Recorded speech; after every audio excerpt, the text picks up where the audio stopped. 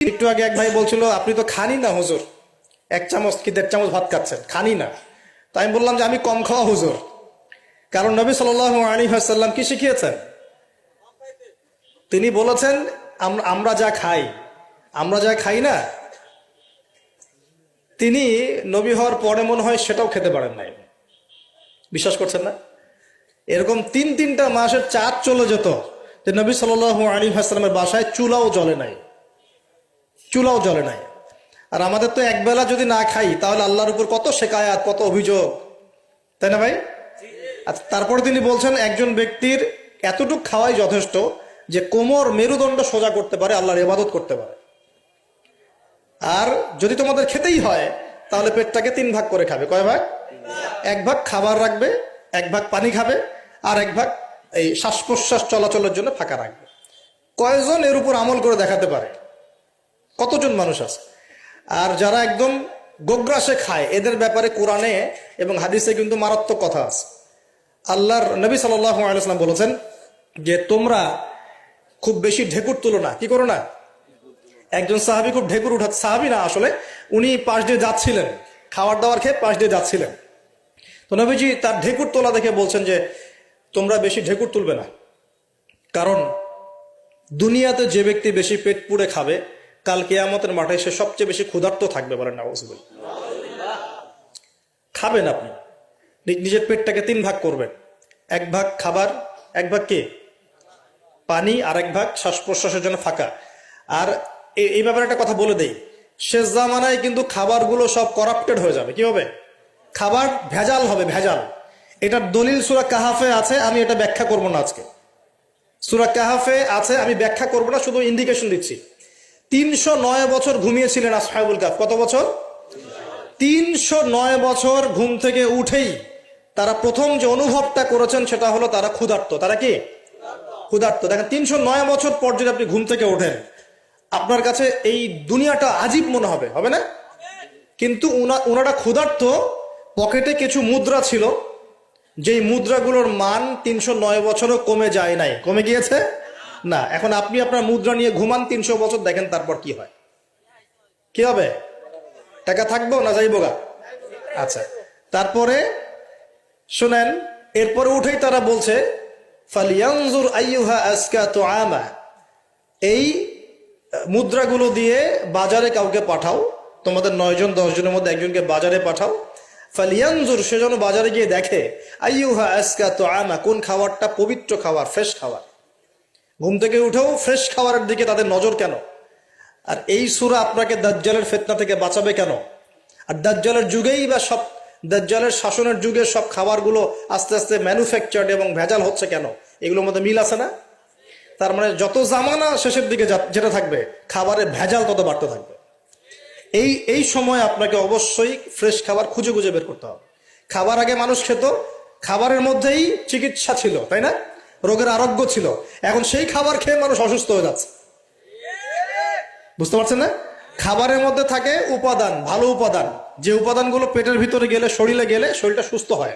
এখন সেই খাবার খেয়েই মানুষ অসুস্থ হয়ে যাচ্ছে। এটা কোন হাদিসের সাথে মেলে জানেন?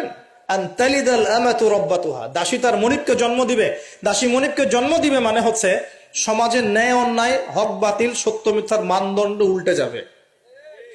যেটা ভালো সেটা হয়ে যাচ্ছে খারাপ, খারাপটা হচ্ছে ভালো। সমাজে সত্যবাদী ব্যক্তি হয়ে যাচ্ছে মিথ্যাবাদী, মিথ্যাবাদীকে মানুষ সত্যবাদী বলা শুরু করেছে। আমানতদার ব্যক্তি হয়ে যাচ্ছে খেয়ানতকারী, খেয়ানতকার ব্যক্তিগুলো আমানতদার হয়ে যাচ্ছে। সমাজের সবচেয়ে ভালো মানুষকে মানুষ খারাপ বলছে, সবচেয়ে খারাপ মানুষকে খুব ভালো বলছে। উল্টে যাচ্ছে, খেয়াল করে দেখেন, উল্টে যাচ্ছে। বাবা এখন বাবার হাতে ছেলে মায়ের খাচ্ছে, ছেলের হাতে মা মায়ের খাচ্ছে। এরকম হচ্ছে না? যাকে একটা দায়িত্ব দিয়ে রাখবেন যে বাবা তোমার উপর আমি বিশ্বাস করলাম, দায়িত্ব দিলাম, সে আপনার বিশ্বাস ভঙ্গ করে রেখে দিচ্ছে। এই হচ্ছে না? বিশ্বাস উঠে যাচ্ছে, প্রতারণা বাড়ছে। মানে কি? মানুষ আল্লাহ পাকের হালাল গুলোকে হারাম করে নিচ্ছে, হারামগুলো হালাল করে নিচ্ছে। বুঝতে পারছেন না মনে হয়? হালাল গুলোকে মানুষ আস্তে আস্তে হারাম করতেছে, হারাম গুলোকে আস্তে আস্তে হালাল করতেছে। এটা হচ্ছে না? হচ্ছে। খুব খেয়াল করেন। তো এখানে খাবার খেয়ে আপনার উপকার পাওয়ার কথা, খাবার খেয়ে আপনি অসুস্থ হয়ে যাচ্ছেন। উল্টা হচ্ছে, উল্টা চলতেছে দুনিয়া। কি চলছে? উল্টা। ছেলে পড়ছে মেয়ের পোশাক, মেয়ে পড়ছে ছেলের পোশাক। কাজ বলতে কি শুধু নামাজ রোজা হজ জাকাত, না জীবনের সব কাজ? এই একটা জিনিস যদি বুঝতে পারি আমাদের আজকের ওয়াজ সফল ইনশাআল্লাহ। আমরা আমাদের জীবনের প্রতিটা কাজ আমাদের প্রিয় নবী মুহাম্মদ রাসূলুল্লাহ সাল্লাল্লাহু আলাইহি ওয়াসাল্লামের তরিকা মতো করবো ইনশাআল্লাহ। রাজি আছেন ইনশাআল্লাহ? তাহলে এখন বলেন, 5 ওয়াক্ত নামাজ নবীর তরিকায় পড়া যাবে তো ইনশাআল্লাহ? নবীর তরিকায় নামাজ মানে ধীর স্থির ভাবে নামাজ। আমি এই তর্কে যাব না হাত বাঁধবেন কোথায়, ঠিক আছে? ওই তর্ক সবাই করে না, ওই তর্ক সবাই করে না। এই মাসআলাগুলোকে নিয়ে যারা মুফতি আছেন তারা কথা বলেন, আমি মুফতি নই, অতএব এই মাসআলাগুলোকে নিয়ে আমি আপনাদের সাথে কোনো কথা বলছি না। আমি বলছি আপনাদেরকে, নামাজ প্রতিষ্ঠা করা, কায়েম করার মানে হচ্ছে নামাজটা হতে হবে নবীর মতো খুশু খুজুতে। খুশু খুজু কি জিনিস? নামাজটা ধীর স্থির ভাবে হবে। নামাজে কি পড়ছি সেটা বোঝার চেষ্টা করতে হবে। নামাজে কি বলছি আল্লাহর সাথে সেটা বোঝার চেষ্টা করতে হবে। নামাজে রুকুর অর্থ কি, তাসবিহ কি, সেজদায় আমি কি পড়ি, 2 সেজদার মাঝখানের দোয়ার অর্থ কি, তাশাহুদ দরুদ দোয়া মাসুরের অর্থ কি, নামাজের সেজদায় আমি বেশি বেশি দোয়া করতে পারছি কিনা, নামাজ পড়েও আমি গোনা থেকে বেঁচে থাকতে পারছি কিনা, এই বিষয়গুলো বেশি ইম্পর্টেন্ট। আমি কি বোঝাতে পারছি? নামাজ ধীর স্থির ভাবে, রিল্যাক্সে, তাড়াহুড়ো নাই, বুঝে বুঝে পড়ার চেষ্টা করবেন। আল্লাহ পাক তৌফিক দান করুন। যারা নামাজ ধরি ছেড়ে দেই তাদের জন্য একটা হাদিস। নবী সাল্লাল্লাহু আলাইহি ওয়াসাল্লাম বলেছেন, মান তারাকা সালাতান মুতাআম্মিদান ফাকাদ কাফার। মনে রাখবেন, নবীজি বলেছেন, কেউ যদি তার উপরে অর্পিত ফরজ নামাজ ছেড়ে দেয়, নামাজ পড়াকে জরুরি মনে করে না, ফাকাদ কাফারা, সে ব্যক্তি কুফরি করলো। বলেন নাউযুবিল্লাহ। নামাজ কি ছাড়বো ভাই ইনশাআল্লাহ? আল্লাহ পাক আমাদের সবাইকে 5 ওয়াক্ত নামাজি বানিয়ে দেন, বলি আমিন। এবং রমজান মাস আসার আগেই নামাজের স্পিড আবার ধরতে হবে, পারবো তো ইনশাআল্লাহ? আল্লাহ আমাদের সবাইকে কবুল করুন, বলি আমিন। এবং রমজান মাসের সুস্থতার সাথে রোজা রাখার তৌফিক দান করুন। রমজান শব্দটা যখন এসেই গেল, তো আর দুটা কথা বলি। রমজান মাসের সবচেয়ে বড় বৈশিষ্ট্য হচ্ছে এই মাসে আল্লাহ পাক কোরআন নাজিল করেছেন। কি করেছেন? এখন সারা বিশ্ব জুড়ে একটা ইস্যু চলছে না, কোরআন ইস্যু, কোরআন পুড়িয়ে দেয় ইস্যু, মনে আছে? যে কোরআন পুড়িয়ে দিয়েছে, আমার দৃষ্টিতে তার চেয়ে বড় অধম সেই ব্যক্তি যে মুসলিম পরিবারে জন্মগ্রহণ করেও কোরআন তেলাওয়াত করা শেখে নাই। হয়তো আমার কথা বুঝতে পারছেন না। কোরআন একজন পুড়িয়ে দিয়েছে, যদি আমার ক্ষমতা থাকতো ওর গর্দান নামাই দিতাম, কিন্তু তার চেয়েও বড় অপরাধী আমার কাছে আছে, আমাদের চোখে আছে।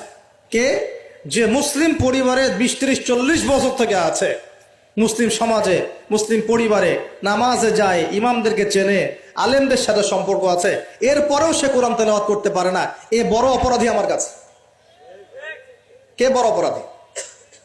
এটা লজ্জার না? একটা মুসলিম পরিবারের থেকে আমি কোরআন তেলাওয়াত করতে জানবো না, লজ্জার না? নাকি আপনারা সেই সব শায়েখ হতে যাচ্ছেন যে কোরআন তেলাওয়াতও করতে জানে না, বাহাসের জন্য ডাকে মানুষকে? দেখেন নাই এরকম আছে না?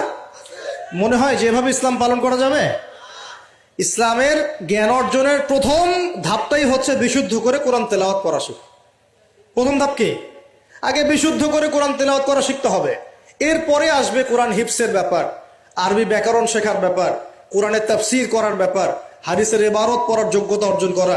আস্তে আস্তে আকীদা পড়বে, উসুলের বই পড়বে, ফিকহের বই পড়বে, তারপর এই যে আপনার কুতুবে সিত্তা পড়ে শেষ করবে। তারপরে গিয়ে সে মাশাআল্লাহ একজন দাঈ, আলেম, মুফতি, এগুলো হচ্ছে আলহামদুলিল্লাহ। তো শুরুটা কোত্থেকে হচ্ছে? কোরআন বিশুদ্ধ করে তেলাওয়াত করা। এই শুরুটাই যদি আমাদের ঠিক না হয়, তাহলে কি কোরআন ঘরে রেখে খালি চুমু খেলে হবে?